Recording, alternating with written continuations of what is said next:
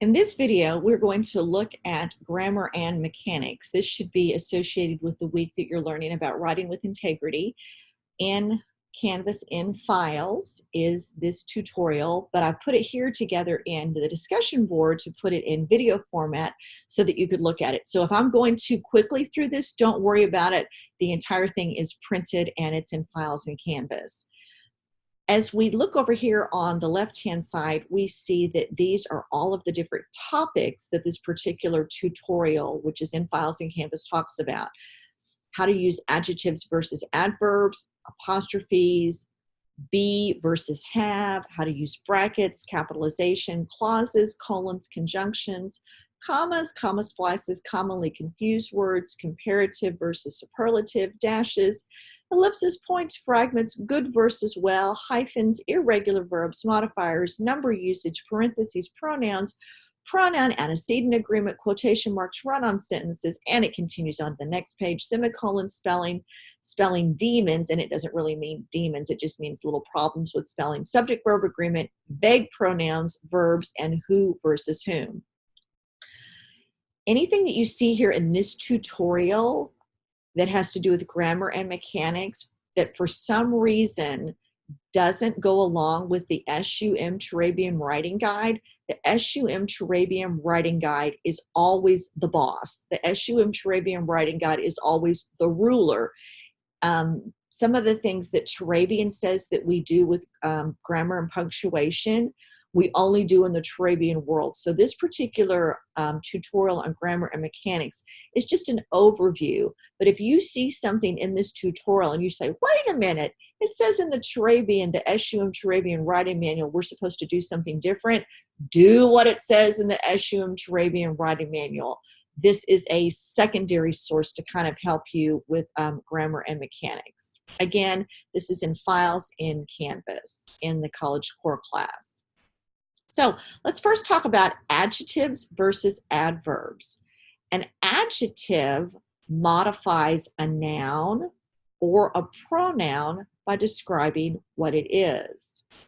An adverb modifies a verb to describe how something is done, or an adverb modifies an adjective to further describe a noun or a pronoun's state of being. Adjectives do not have singular and plural forms. And then there are some other rules there that you can look at. An apostrophe indicates possession. In addition, apostrophes are used to replace missing letters or numbers and to prevent misreading of confusing words.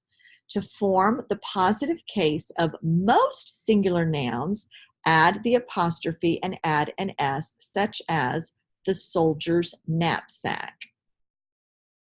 When the singular noun ends in S or ES, add the apostrophe and an S to the end of the word, such as the boss's anger. Add the apostrophe and an S to show the possessive case of plural nouns that do not end in an S or ES, such as the children's toys. Rule 4. To show the possessive of a plural nouns ending in S or ES, add all of the apostrophes, such as the boys' clothes.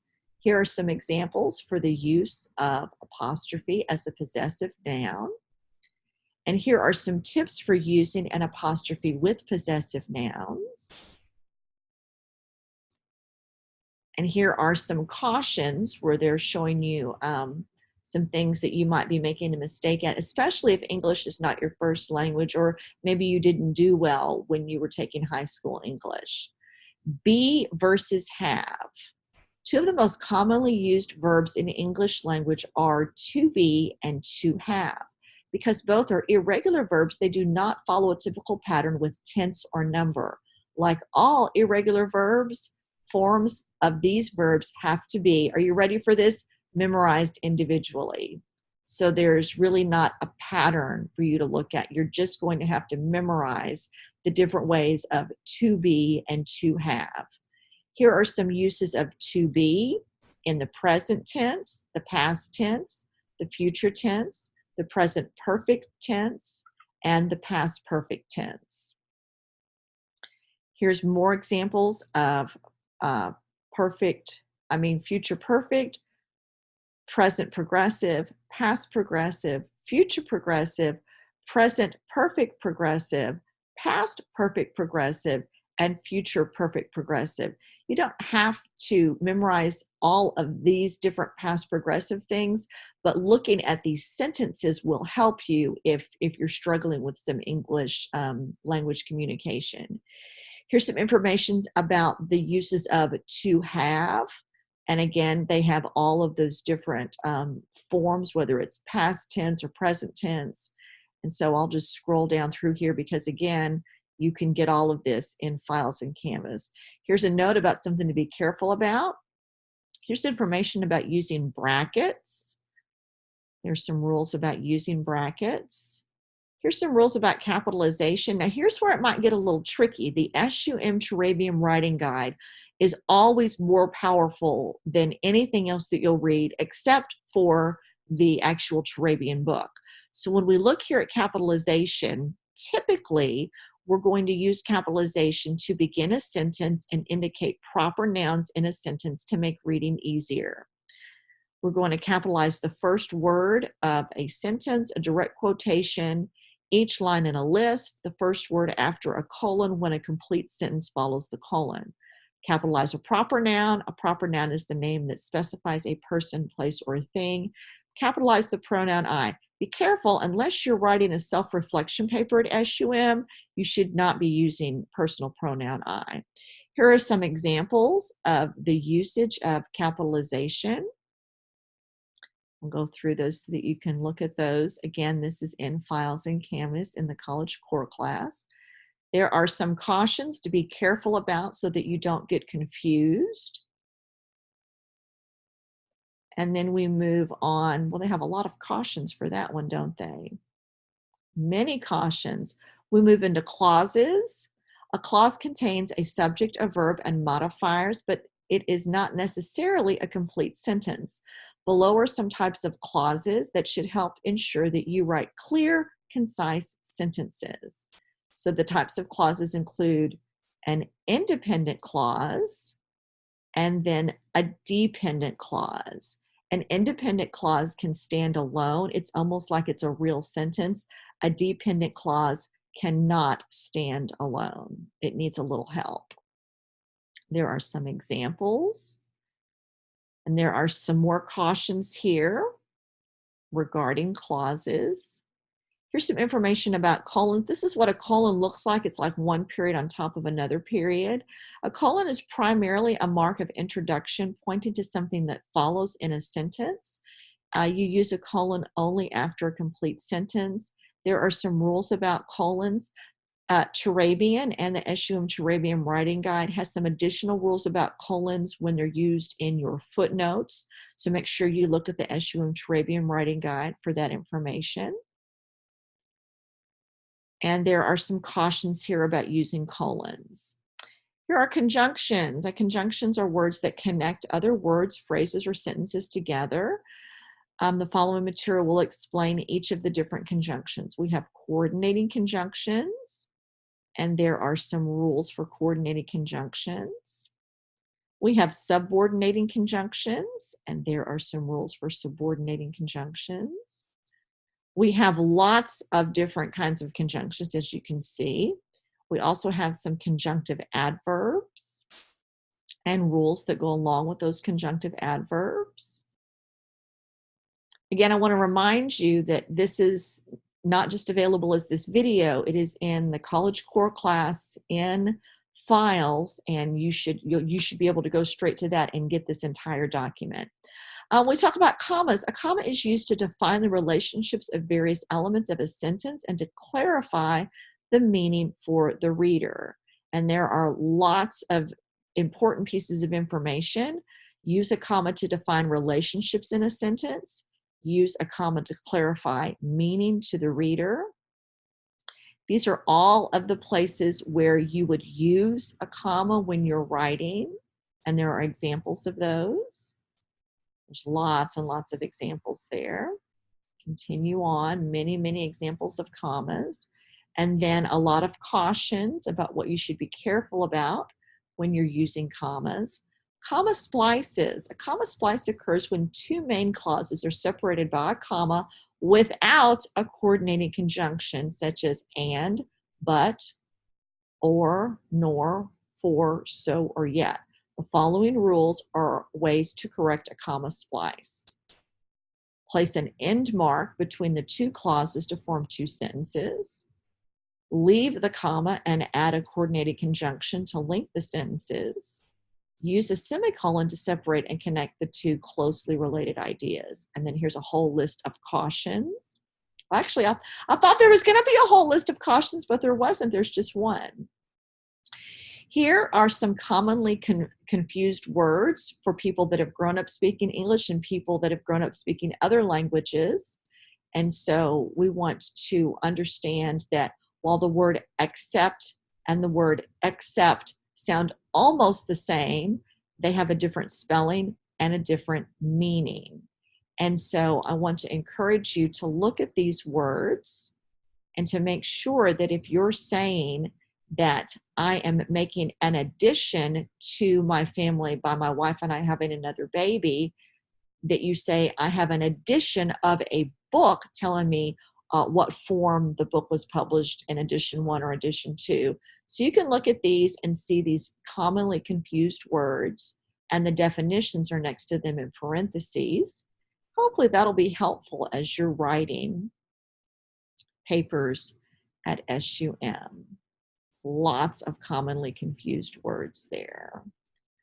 Comparative versus superlative. I'll just scroll through this. This could be something, if you're not really strong in English, you'll want to spend some time looking at this in files in Canvas. There's some cautions there about those. Use of dashes, and there's some information about using dashes and some examples. Some cautions about using dashes. Ellipsis points. We do use ellipsis points. I don't know that there's a specific item in the SUM Turabian Writing Guide, but in the 9th edition of the Turabian book, there is very specific information. If you insert a footnote that's a direct quote, there are rules in the Turabian Writing Guide. We just don't have time to go into that in this video today. But these are general points for general ideas for using ellipsis points. And there's some information, some cautions. Fragments. You want to be very careful when you write papers at SUM. You don't want to include sentence fragments. You want your sentences to have a complete thought. A fragment or a sentence fragment is a group of words that does not express a complete thought. A sentence fragment can be turned into a complete sentence by adding words that will complete the thought. Remember, a sentence must contain a subject, such as a noun, and it has to have a verb and be able to stand alone. Sometimes you have a fragment because the group of words has no subject.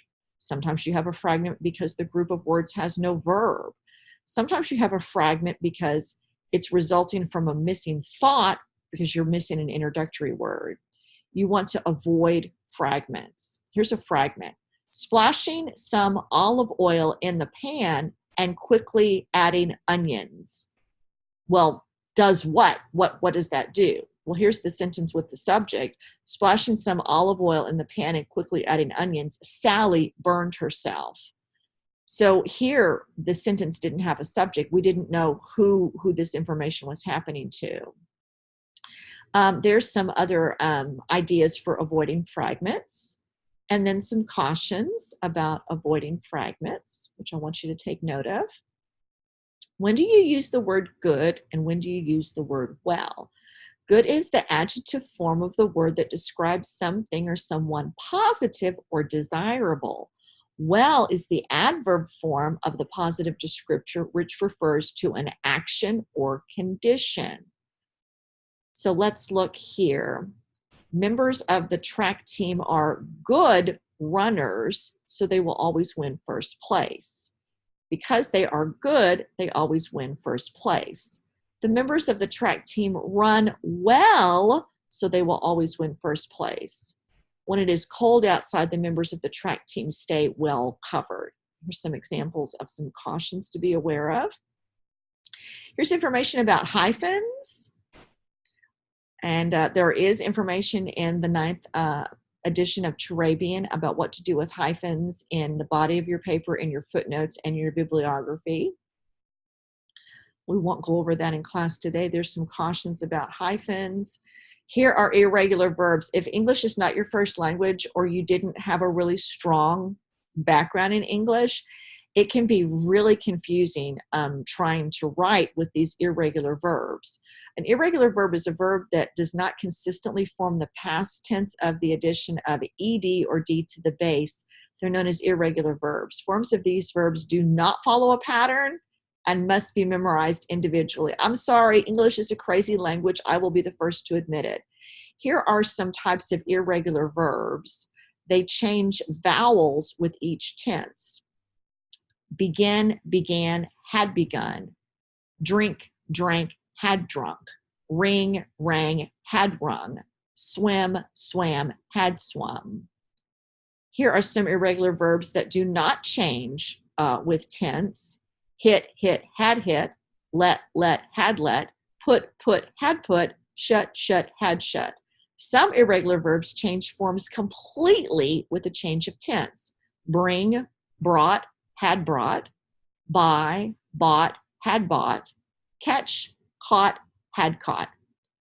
I will catch a fish. I caught a fish. He had caught a fish yesterday. Teach, taught, had taught. Some irregular verbs are commonly used verbs. The be verbs are I was, you were, he was, she was, it was, we were, they were. To have, I had, you had, she had, he had, it had, we had, they had. To do, I did, you did, he did, she did, it did, we did, they did. Here are some cautions to be careful about. Modifiers. A modifier that further explains or restricts a word in a sentence. A modifier can consist of one word or a series of words that follows the explanation. Modifier is an adjective or adverb that further explains or restricts a noun, verb, or adjective. A modifier is a group of words that further explains or restricts another word in a sentence. And here's some information about the use of modifiers up here. And here's multiple word modifiers. And here are some cautions. Number usage. Turabian is very specific about how you're using numbers, and so I'm not going to spend a lot of time in this. Basically, in the Turabian Manual, Edition 9, if you write a number in the body of your paper, you need to spell out the number. If you say one person attended the seminar, you need to write the words O-N-E. If you're using numbers in your footnotes, obviously you're using numbers to number your footnotes, those have to be numerals. So it would be a straight line up and down for a number one. I'm going to skip through these because I really want you to refer to the Turabian Manual for that information. And there's some cautions, how to use parentheses. Again, the 9th edition of Turabian and the SUM Turabian Writing Guide has some very specific places that you put parentheses. Here, they show using parentheses within the body of the paper. You do not do that at SUM. That is not the Turabian style. Remember, I told you at the beginning that there might be some things in this video that don't go along with the SUM Turabian Writing Manual. This is one of those examples. We do not put the author and the year within the body of our paper. Here are some cautions. Here's some information about pronouns. A pronoun is used in the place of a noun and is used to refer to persons, places, or things. In academic writing, I'm going to encourage you to try to avoid pronouns and try to put in the actual name as often as you can, just so that the reader is not confused. I'm not saying you can't use a pronoun. I'm suggesting be careful. Here are some singular indefinite pronouns in this chart. And here are some plural indefinite pronouns and some singular or plural indefinite pronouns. Here's some information about pronoun usage. I do want to talk for a moment about first-person pronouns and second-person pronouns. Unless you're writing a reflective paper, students stay away from first-person pronouns. If you're writing an academic paper, you shouldn't be using first person or second person pronouns. You should be using third person pronouns. And these are the third person pronouns that a student would use in their paper. Here's some more information about pronouns, whether it's subjective, objective, or possessive. If English is not your first language, or again, if you had issues in high school English, this is a good page to refer to. There are some examples of pronouns, and there are some cautions about using pronouns. Lots of cautions. Pronoun antecedent agreement. You need to make sure that if you have a girl here that's singular, we have her singular friend. If you have plurals, the girl, then their plural, we need to match those up. Make sure if it's singular, it's singular, and if it's plural, it's plural. There's some examples and some cautions. Quotation marks. Turabian has lots of rules about quotation marks, so make sure that you're looking at the SUM Turabian Writing Guide. Again, let's make sure there's nothing in here, especially with quotation marks. And if you're writing, and everybody at SUM uses the SUM Turabian Writing Guide and the 9th edition of Turabian, that you make sure that you're following the rules. If it's 4 lines or less, it's in quote marks. If it's 5 lines or more, it's in a block quote. That's when you're using something word for word. There are some cautions. Run-on sentences. A run-on sentence is 2 complete sentences, which are main clauses that are run together without correct punctuation. The rules below are for correcting a run-on sentence. So a run-on sentence is basically when you're just typing and typing and typing, and you don't stop to put any kind of punctuation between your sentences. There's some rules for those and a caution. Rules for semicolon use. Again, Turabian has some specific places where you can put a semicolon in a footnote, but in the body of your paper, a semicolon is stronger than a comma but weaker than a period because it does not indicate the end of a complete thought. Use semicolons only when 2 sentences are closely related, and there are some examples of correct and incorrect use of semicolons. There's some tips for using a semicolon. And there are some common transitional words that are used as conjunctive adverbs with semicolons. Some more cautions. Spelling. Okay, please use spell check on your computer. I think everybody these days has a spell check in their computer, so make sure that you use it. Here are some basic rules about spelling in case you've forgotten some of those. I before E, except after C, or when sounded like A, as in neighbor and way. Here's the IE exceptions. EI exceptions. Here's the IE exceptions. Here's another rule of how you are adding S, depending on what the word ends in, whether you're adding an S or an ES. If you have a Y preceded by a consonant, how to make it from a singular into a plural. If you have a Y preceded by a vowel, how to make it from a singular into a plural. If you have irregular plural words, how to make it from a singular to a plural. Words that are the same in singular and plural. You can have 1 deer or 2 deer. Words derived from other languages, whether singular or plural. There's some more examples there. What to do with a hyphen. And we continue on words ending in silent E, words ending with Y preceded by a consonant. And of course, in the English language, there are many exceptions. Here are some examples of those. Retain the Y when the suffix is preceded by a noun. There are some more charts that end with I, B, L, E, what to do with those. Spelling demons. Now, these are not demons, but these are things that many students that grew up speaking English have problems with. So you can glance at some of these words, and you could add your own words that you have trouble spelling. So these are some words that a lot of folks have trouble spelling. Subject-verb agreement. In a grammatically correct sentence, the subject should agree with the verb. To determine if the subject and verb agree in a sentence, first locate the subject. Second, decide whether the subject is singular or plural. Finally, write the appropriate form of the verb. Using the rules below will help you write sentences free from subject-verb agreement errors. So use a singular verb with a singular subject and a plural verb with a plural subject. Use a plural verb with two or more subjects joined by and. Use a singular verb with two or more subjects joined by or nor.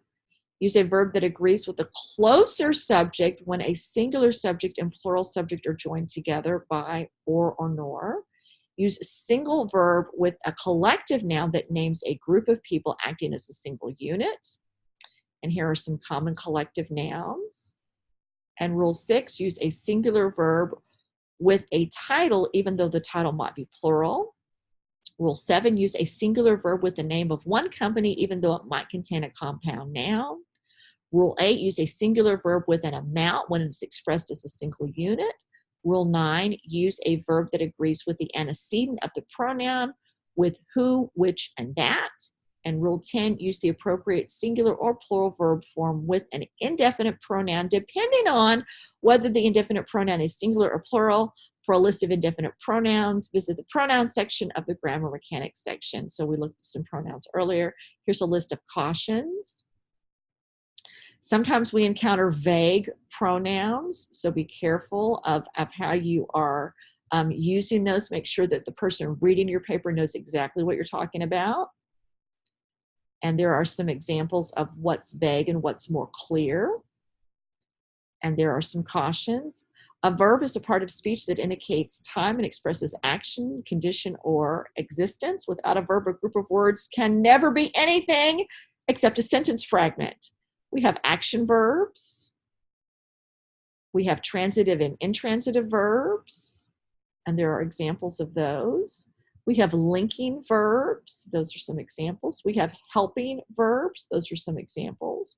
We have different tenses of verbs, and those are some examples: the present, the past, and the future. And more examples of different kinds of tenses of verbs. Verb usage: a verb must agree with its subject. The number refers to whether the subject and the verb are singular or plural. To create the plural singular form of a regular verb, add an S or an ES, and there are some examples of those. And there are some cautions. Who versus whom. Who and whom are pronouns.